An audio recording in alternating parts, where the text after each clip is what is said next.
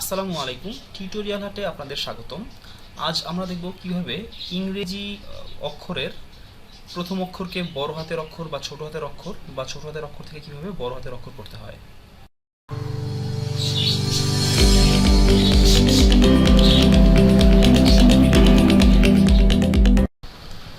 তো টিউটোরিয়ালটি শুরু করা যাক। আমরা দেখছি যে আমাদের এখানে একটি টেবিল আছে। টেবিলের প্রথম যে কলামটা সেখানে আছে কান্ট্রি নেম, তারপরে আছে এমপ্লয়ি নেম এবং তার পাশে একটা রিমার্কস আছে, এটা ডেমো রিমার্কস। তো আমরা আসলে কান্ট্রি নেমের প্রতিটি অক্ষরকে কিভাবে বড় হাতের অক্ষরে করতে হয় সেটা দেখব।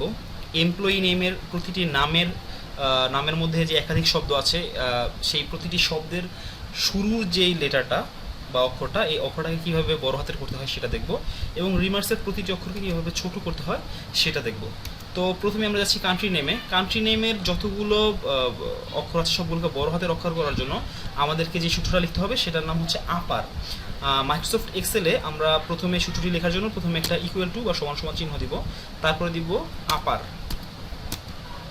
তো দেখুন এখানে আমি যখন সূত্রটির অল্প কিছু অংশ লিখেছি যে ইউ ডাবল পি, তখন কিন্তু সেখানে সাজেশন দিয়ে দিয়েছে যে আসলে আপনি কোন সূত্রটি লিখতে চান। ইউ লেখার সাথে সাথে এই যে ইউ এর সাথে তিনটি সূত্র আছে, সেই তিনটি সূত্র এসে সাজেশনে দিয়ে দিচ্ছে। তো ইউ এর পরে যখন আমি পি দিয়েছি, আপারের ক্ষেত্রে একটি সূত্রই আছে। এইখানে আপনারা চাইলে এই ফাংশন লেখা যে আপার, এখানে ডাবল ক্লিক করতে পারেন, তাহলে আপার অটোমেটিক্যালি চলে আসবে। অথবা আপনারা চাইলে মাউস যদি না ধরতে চান, তাহলে যদি শুধুমাত্র ট্যাব ইউজ করেন, আপ লিখে ট্যাব ইউজ করেন, ট্যাব ইউজ করলেও আপনার সূত্রটি পুরো হয়ে যাবে। তো তারপরে সূত্রের যে মাঝখানের যে অংশটা বসাতে হবে সেটা হচ্ছে টেক্সট। তো টেক্সটে আপনারা যেই টেক্সটটাকে আপার কেস করতে চাচ্ছেন সেই টেক্সটটি দেখিয়ে দিবেন। তো আমরা এখানে যেহেতু একটা সেলের মধ্যে আছে কান্ট্রি নেম, আমরা সেই সেল অ্যাড্রেসটা দেখিয়ে দিলাম, বি8 সেল অ্যাড্রেসটা দেখিয়ে দিলাম, এবং এখানে আমরা ক্লোজ ব্র্যাকেট দিলাম।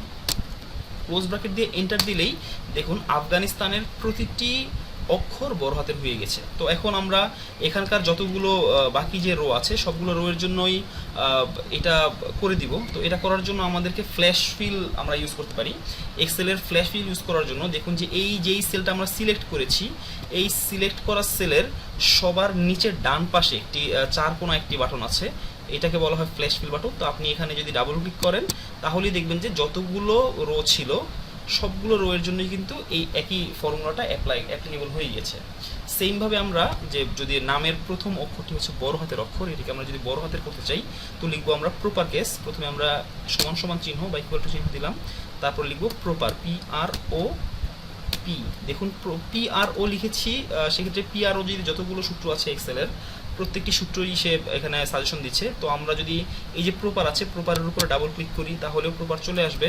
আবার আমরা যদি এখানে সিলেক্ট করি, আপনার যে কার্সর আছে বা যে আপ ডাউন বাটন আছে, সেই আপ ডাউন বাটন দিয়ে যদি আমরা সিলেক্ট করে ট্যাব দেই তাহলে কিন্তু সম্পূর্ণ প্রপারটা লেখাটা চলে আসে।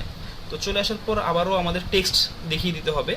আমরা সেমভাবে যে এমপ্লয়ি নেম, যেই সেলটাকে আমরা প্রপার কেস করতে চাচ্ছি সেই সেলটা দেখিয়ে দিলাম, ক্লোজ ব্র্যাকেট দিয়ে এন্টার দিলাম। দেখুন আমাদের নামের প্রথম অক্ষরটি বড় হাতের হয়ে গেছে। আবার একইভাবে এটাকে যদি আমরা ফ্ল্যাশ ফিল করতে চাই, এই যে যেই সেলটা আমাদের সিলেক্ট করা আছে সেই সেলের সবার শেষের ডান দিকের নিচের কোনায় যে চার কোনা একটা ফ্ল্যাশ ফিল বাটন আছে, এখানে ডাবল ক্লিক করলাম।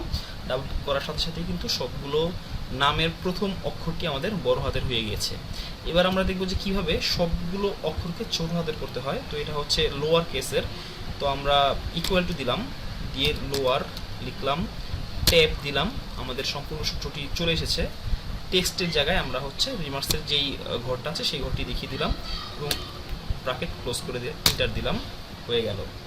এটাকে আমরা সেইভাবে একইভাবে ফ্ল্যাশ ফিল করে দিলাম, সবগুলো সেলের জন্য হয়ে গেছে। তো এখন এই যে কন্টেন্টগুলো আছে বা আপার কেস, প্রপার কেস এবং লোয়ার কেসের জন্য যতগুলো আছে সবগুলো কিন্তু আমরা আসলে এইগুলো সূত্র হিসেবে আছে। এখানে আমরা রেজাল্ট দেখতে পাচ্ছি আফগানিস্তান, কিন্তু আমরা যদি একটু ফর্মুলা বলে খেয়াল করি দেখবো যে এখানে আসলে আপার B8 দেয়া আছে। তো এইটাকে আমরা আসলে কোথাও ইউজ করতে পারবো না। যেমন আমরা যদি এটাকে কপি করে এই নিচের সেলে যদি পেস্ট করি, দেখুন এখানে কিন্তু আসলে কোনো কিছু নেই। কারণ হচ্ছে কি, আমরা যে সূত্রটা ব্যবহার করেছি সেই সূত্রটা হচ্ছে B8 এর। দেখুন এখানে যখন আমরা এই সেলটা ক্লিক করে এখানে ফর্মুলা বারে যখন আমরা আমাদের কার্সরটা রাখবো, তখন এই সেলে কোন সেলের রিলেভেন্ট সূত্রটা দেওয়া আছে তা হাইলাইট করে দেয়। যেমন আমরা এখানে B8টা দেখিয়েছি, তো এইটাকে যেহেতু আমরা যখন আমরা এক ঘর নিচে নামবো তখন দেখুন আবার এই একই সূত্র কিন্তু নিচের ঘরে নেমে গেছে। এবার সবার একেবারে নিচের ঘর যে কানাডাতে যখন আমরা যাব তখনও যখন আমরা এই ফর্মুলা বারে ক্লিক করবো তখন দেখবো যে সেটা আসলে কানাডায় চলে গিয়েছে। তো এখন একইভাবে আমরা যখন এই নিচের সেলে সূত্রটা দিয়েছি, তো এখন দেখুন এটা আসলে রিপ্রেজেন্ট করছে যে B23 এই সেলটাকে, যেটা ফাঁকা ঘর। তো ফাঁকা ঘর থাকার কারণে আসলে এখানে আমাদের কোনো কিছুই আসেনি। তো এই যে লেখাগুলো, এই লেখাগুলোকে আমাদের যদি ব্যবহারযোগ্য করতে হয় বা আমরা যদি কোথাও কপি পেস্ট করে নিতে চাই তাহলে আসলে এদেরকে ভ্যালু পেস্ট করে নিতে হবে। তো আমরা আসলে যতগুলো ঘর আছে বা যতগুলো ঘরকে আমরা ভ্যালু পেস্ট করতে চাচ্ছি বা অরিজিনাল যে আপনার যে ভ্যালুটা আছে সেই ভ্যালুটা যদি দেখতে চাই তাহলে আমরা প্রথমে যতগুলো সেল আছে সবগুলো সেলকে কপি করলাম। তারপর আমরা যাব পেস্ট অপশনে গিয়ে দিব আমরা ভ্যালু পেস্ট। এই যে এটা হচ্ছে ভ্যালু পেস্ট। আপনারা আরেকবার দেখুন, যাব হচ্ছে আমরা হোম থেকে যাব পেস্ট অপশনে গিয়ে দিব আমরা ভ্যালু পেস্ট দেওয়ার সাথে সাথেই আপনাদের এই সেলের ভিতরের যে সূত্রটি সেই সূত্রটি চলে যাবে এবং শুধুমাত্র ভ্যালুটা শো করবে।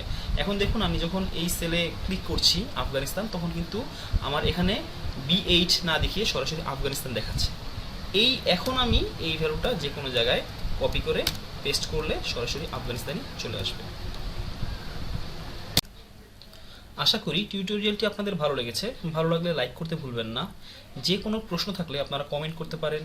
টিউটোরিয়ালটি প্রয়োজনীয় মনে করলে অবশ্যই আপনাদের পরিচিত জনের সাথে শেয়ার করুন। আর সবসময় আমাদের পাশে থাকতে ও আরও বেশি বেশি টিউটোরিয়াল পেতে আজই সাবস্ক্রাইব করুন টিউটোরিয়াল হাটে। সকলে ভালো থাকবেন। আল্লাহ হাফেজ।